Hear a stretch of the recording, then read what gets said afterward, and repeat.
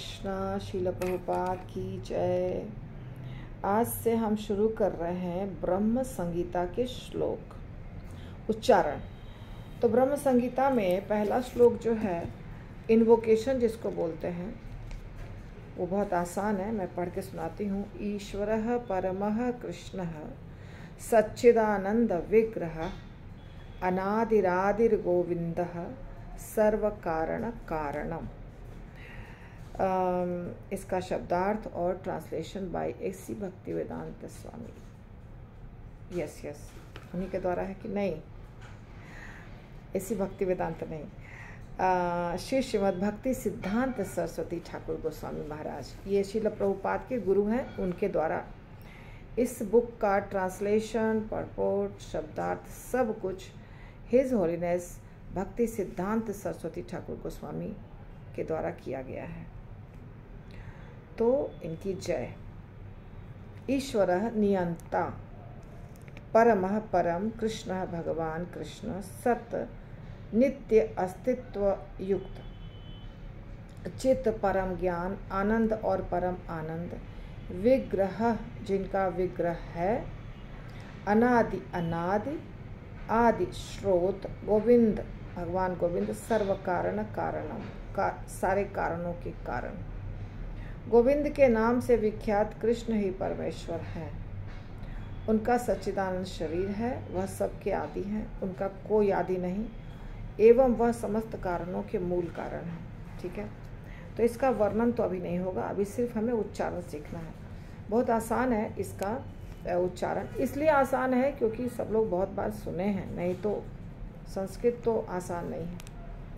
ईश्वरः परमः कृष्णः, एक एक शब्द है, यहाँ रुकना है। सच्चिदानंद विग्रह, लाइन कंप्लीट। दूसरे लाइन में अनादिरादिर गोविंद, अनादि अनादि आदि गोविंद।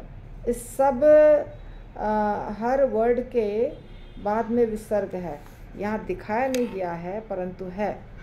अगर विसर्ग नहीं होता तो यहाँ पे अनादिरा र नहीं आता, यानी यहाँ विसर्ग है। अनादि आदि सब में विसर्ग है। तो तीन शब्दों का संधि जब होता है तो अनादिरादिर र र र दोनों जगह र अनादिरादिर गोविंद हो जाता है। फिर सर्व कारण कारणम ईश्वरः परमः कृष्णः सच्चिदानंद विग्रह अनादिरादिर गोविंदः सर्व कारण कारणम। ईश्वरः परमः कृष्णः सच्चिदानंद विग्रह अनादिरादिर गोविंदः सर्व कारण कारणम। चूँकि ये श्लोक बहुतों को आता है इसलिए हम आगे के श्लोक पढ़ जाएंगे। तो इसमें दूसरा, तीसरा, चौथा ऐसे बहुत सारे श्लोक हैं, परंतु उसका उच्चारण हमारे मंदिर में नहीं होता है, सीधे होता है 29वें नंबर श्लोक से उच्चारण। तो वहीं से हम भी करेंगे।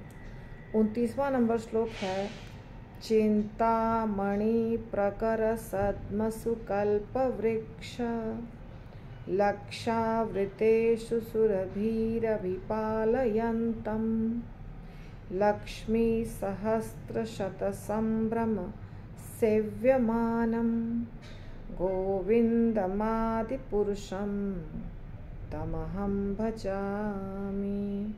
लास्ट वाला लाइन हर श्लोक के अंत में दिखाई देगा और 3 लाइन बदलते जाएंगे। तो ये अगर हम इसको तोड़ते हैं तो चिंतामणि प्रकर सद्मसु कल्प वृक्ष अलग अलग शब्द करके बोल सकते हैं जो शब्दार्थ में आपको दिखाई दे रहा है। और लक्षावृतेषु वैसे ही बोलना है, सुरभीर अभिपालयंतम वैसे ही बोलना है, लक्ष्मी सहस्त्र शत संभ्रम सेव्यमानम, इसको यदि हम अलग अलग बोलेंगे तो भी और साथ बोलेंगे तो भी एक जैसा सुनाई देगा। शब्दार्थ कैसा है? चिंतामणि का अर्थ है चिंतामणि, प्रकर समूह, सद्मसु भवनों में, कल्पवृक्ष कल्पवृक्ष लक्ष लाखों आवृतेषु घिरे हुए सुरभि सुरभिकाएँ अभिपालयन्तम चराते हैं। लक्ष्मी लक्ष्मी सहस्र हजारों शत कई सौ संभ्रम प्रगाढ़ आदर सहित सेव्यमानम सेवित होते हैं। गोविंदम गोविंद आदि पुरुषम आदि पुरुष तम उनका अहम मैं भजामि भजन करता हूँ। मैं उन आदि पुरुष भगवान गोविंद का भजन करता हूँ जो लाखों कल्प वृक्षों से घिरे हुए चिंतामणि समूह से निर्मित भवनों में कामधेनु गायों का पालन पोषण करते हैं एवं जो असंख्य लक्ष्मियों द्वारा सदैव प्रगाढ़ आदर और प्रेम सहित सेवित होते रहते हैं। यह इसका अर्थ, ठीक है। तो मैं 2 बार उच्चारण करके सुनाती हूँ आपको। चिंतामणि प्रकर सद्मसु कल्पवृक्ष कल्पवृक्ष नहीं कल्पवृक्ष। चिंतामणि प्रकर सद्मसु कल्पवृक्ष लक्षावृतेषु सुरभिरभिपालयन्तं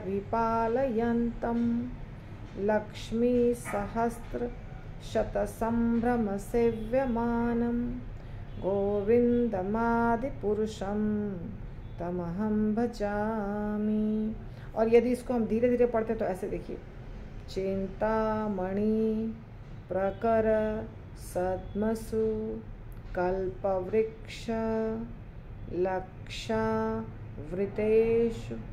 सुरभिर अभिपालयन्तं लक्ष्मी सहस्र शत संभ्रम सेव्यमानं गोविंदम आदिपुरुषं तमहं भजामि। हरे कृष्णा।